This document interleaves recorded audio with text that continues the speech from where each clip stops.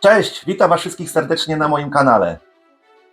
Aczkolwiek chyba powinienem powiedzieć dzień dobry Państwu lub dobry wieczór Państwu, ponieważ ostatnio zobaczyłem specyfikację, kto mnie ogląda, jacy widzowie, no i trochę się przeraziłem, że sami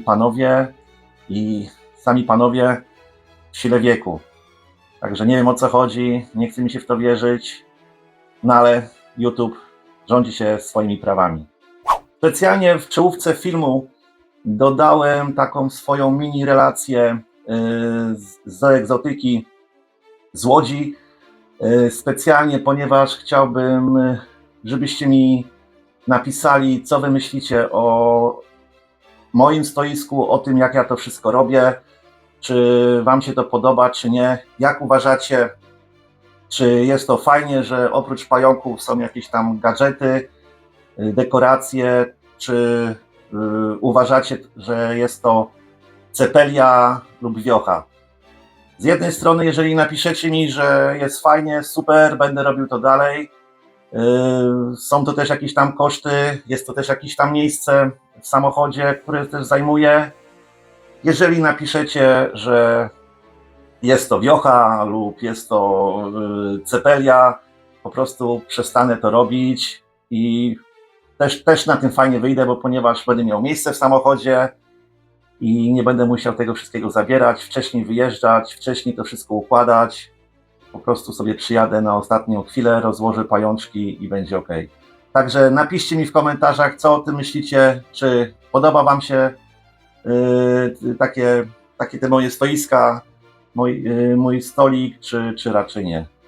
Czekam na wasze komentarze. Wracając jeszcze do giełd, chciałem się pochwalić, czy wam powiedzieć, że giełda w Łodzi była super dla mnie osobiście. Wystawiam się, jeżdżę po giełdach od 7 lat i uwierzcie mi, że pierwszy raz wróciłem bez pająków, a miałem ich trochę. Wszystkie pająki, które zabrałem, znalazły swoich nowych właścicieli. No i co? Wróciłem z 8 dużymi tylko pająkami, tymi w tych terariach pokazowych, które zawsze zabieram, żeby tam można było sobie pooglądać, jak wygląda duży pająk, dorosły pająk. Giełda super. Teraz jesteśmy już po giełdzie w Warszawie, na której no niestety nie mogłem być, ale zapraszam Was wszystkich na giełdę we Wrocławiu, na której będę. Będzie to moja w tym roku ostatnia giełda. Naprawdę zrobię super promocję. Będziecie zaskoczeni. Także zapraszam Was serdecznie do Wrocławia. I co? Zaczynamy filmek. Pokażę Wam teraz gwiazdę programu. Zaczynamy przeprowadzkę. Jest to pajączek, którego zawsze chciałem mieć. Ostatnio Wam go pokazywałem, ale no, po wylince stwierdziłem, że mam jedno szkiełko wolne i go przerzucę sobie. Zaraz go zobaczycie. O! No i do swojego domku nowego.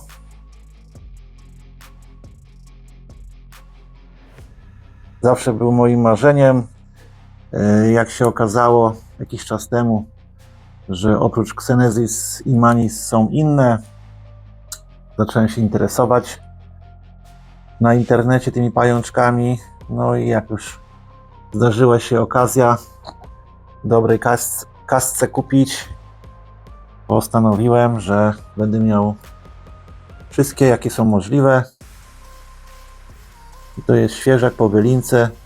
Samiczka raz jadła.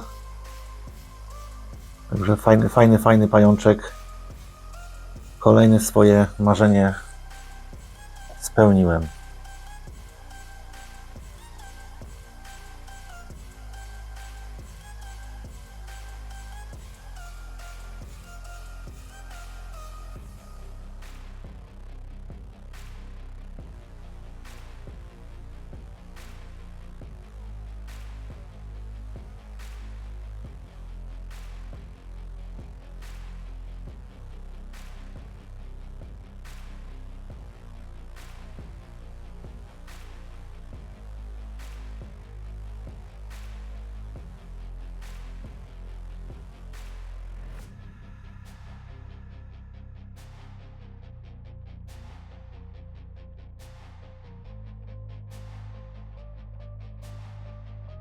No i tą samiczkę postanowiłem tutaj do tego terrarium dać do kolejnej wylinki.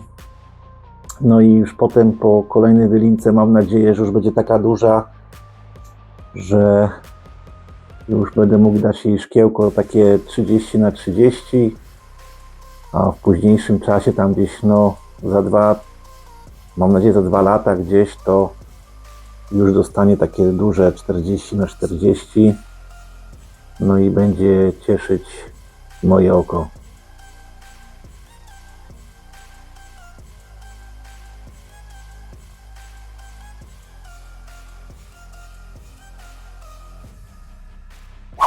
Naprawdę jest super pajączek i będę się starał teraz robić też filmiki o innych pająkach, nie tylko o brachypelmach czy gramostolach. Jeżeli byście chcieli zobaczyć zdjęcia innych pająków niż na mojej grupie na Facebooku, na której pilnuję tego, żeby były tylko zdjęcia, informacje na temat gramostola i brachypelma. Mam też dużo różnych innych pająków i zapraszam Was na mojego Instagrama, gdzie dodaję zdjęcia, których nie mogę dodawać na brachypelma i gramostola family na Facebooku. Mam też swojego TikToka, gdzie dodaję też tam jakieś króciutkie, fajne filmiki, także też Was zapraszam. No i co, moi drodzy, cały czas prosicie mnie o nowe konkursy, zapytania, kiedy będzie nowy konkurs. W tym momencie nie mam żadnego kokonu gotowego do liczenia. Jestem w trakcie właśnie sezonu dopuszczania i chciałbym Wam pokazać jedno dopuszczanko, które różni się od innych, ponieważ samiec 3 razy miał kontakt z samicą, tak delikatnie mówiąc. Także fajna sprawa. No i opowiem Wam kilka moich patentów, które podejrzewam powinny Wam się przydać. Także zapraszam do oglądania moich dopuszczeń.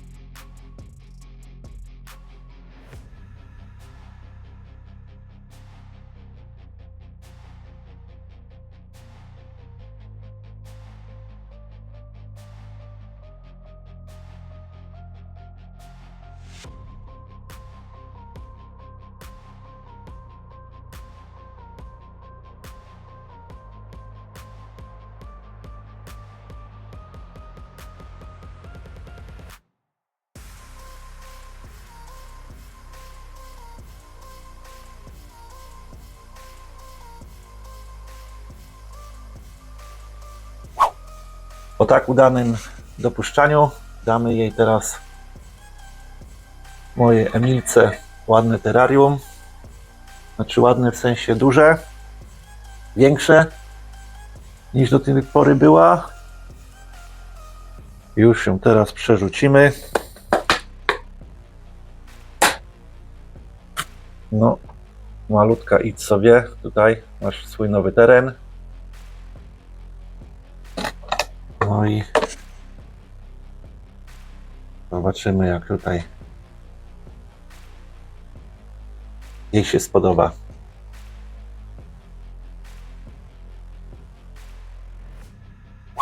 Jeszcze ją tutaj trochę piekniemy. O, idzie sobie. Ja jeszcze raz będę dopuszczał ją, poprawię. Za jakiś czas, teraz ją troszeczkę jeszcze nakarmię. No i co? I trzeba będzie czekać na kokon. Mam nadzieję. Kokony Emilki dają tak od 3-4 miesięcy od dopuszczania do 13 miesięcy. Dlaczego 13? Bo miałem kokon po 13 miesiącach. Szykowała się do wylinki. Już ją przestałem karmić, a tu się potem okazało, że kokonik. Także jak widzicie, jest to najmniejsza z braszek. Jakieś tam zimowania nie robię, po prostu wszystkie swoje braszki dzielę na takie jakby 3 grupy. No to może powiem tam w kolejnym filmie i każda grupa dostaje inną wilgotność, inną temperaturę. Tak, no po prostu uważam, że zrobienie 8 innych to jest bez sensu. Podzieliłem te pająki na 3 grupy i staram się tak robić, aby miały cały czas tak samo. Ważnym jeszcze patentem na dopuszczanie braszek są godziny. Godziny, w jakich dopuszczamy. Jedne wolą wcześniej, drugie później.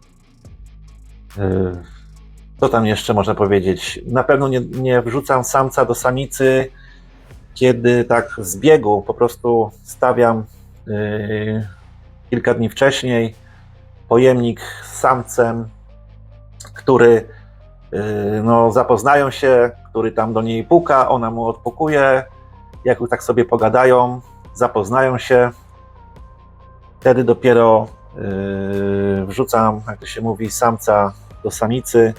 Nigdy tego nie robię z biegu, zawsze staram się, żeby tą taką ala grę wstępną między sobą miały, żeby się zapoznały i uważam, że to jest dobry sposób. Także stawiamy gdzieś pojemnik przy terrarium samicy, czy pojemnik przy pojemniku, terrarium przy terrarium, tak na kilka dni, żeby tam sobie, jeszcze raz powiem, popukały, pogadały i wtedy dopiero dopuszczam. Brachypelma Emilia jest to najbardziej trudny pająk dla mnie do rozmnożenia. Najmniej mam kokonów, no i one są takie najmniej liczne, czyli z jednego kokonu jest 300-400 sztuk maksymalnie. Nie wiem, czy to jest spowodowane, że są małe, czy po prostu coś tam robię nie tak jeszcze. No ale na przykład w porównaniu z Brachypelmą pomejką czy Hamori, no to są już kokony po 900, bliżej już 1000, także jest duża różnica. Także jeżeli ktoś mówi, że ma patent na braszki, to jest wcale nieprawda, ponieważ rozmnożyć jedną to nie jest problem, ale 2-3 różne to już jest jakieś wyzwanie. Po prostu trzeba przy tym siedzieć, obserwować, nie tylko jedzenie wrzucać i na bieżąco codziennie zaglądać, żeby w razie czego dać więcej wody, czy chce robaka, jest głodna, zakopuje się, wtedy już przestajemy karmić. Także trzeba dbać, aby te kokony były jak najczęściej. No to co? Zamykamy terrarium. No i czekamy. Jak ktoś będzie, czy będzie kokon, czy będzie wylinka, na pewno Wam dam znać.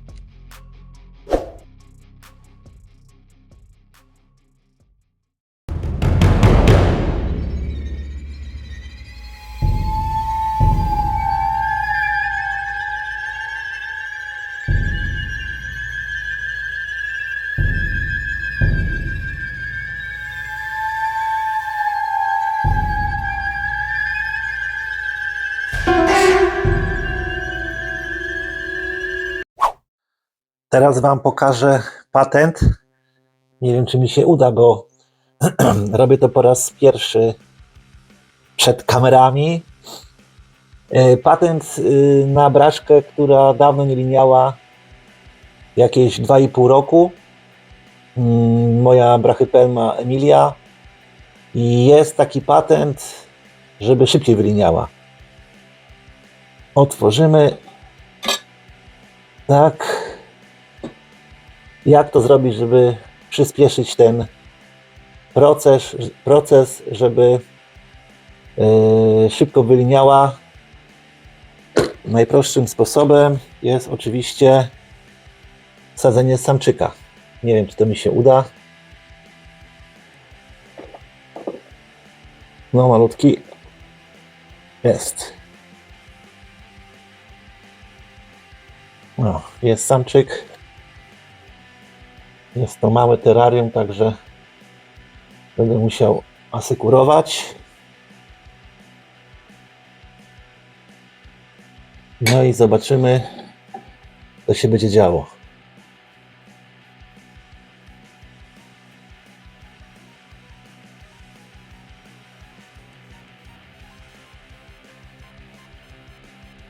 Także czekamy na efekty.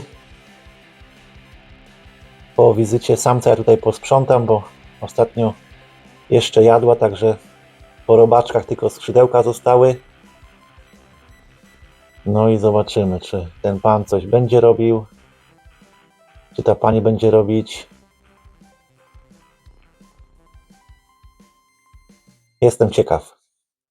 Także pierwszy raz, mam nadzieję, że wyjdzie, że nie skończy się kolacją.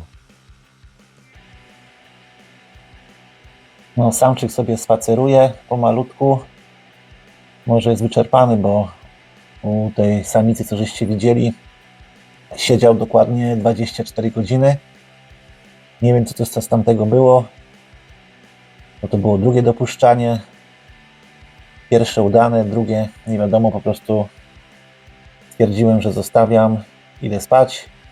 Dzisiaj rano wstałem, inne obowiązki, no i teraz już mam chwilę czasu, zostawiłem i zabrałem. Dokładnie 24 godziny. Widzicie sami, że przeżył, cały, zdrowy, ale może już wyczerpany. Chciałby iść spać, a nie do drugiej samiczki. Wczoraj stukał, pukał. Dzisiaj widzę, że jest taki trochę osowiały. Mam nadzieję, że coś tam jeszcze będzie z tego. Ja mu trochę pokażę, gdzie ma iść, co ma robić. O, muszę taką długim sprzętem, bo kamera przeszkadza. Ups. O. Teraz zobaczymy,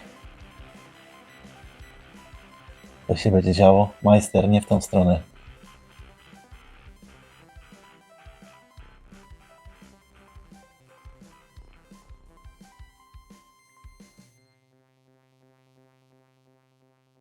No niestety, samica nie daje odznak życia żadnych.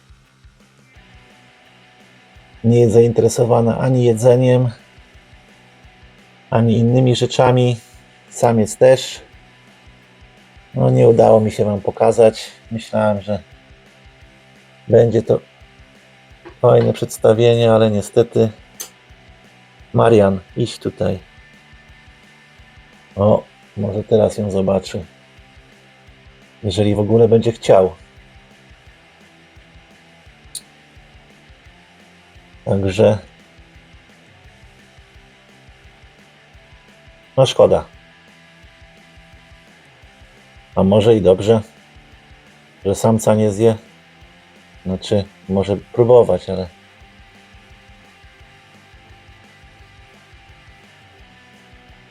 no trudno.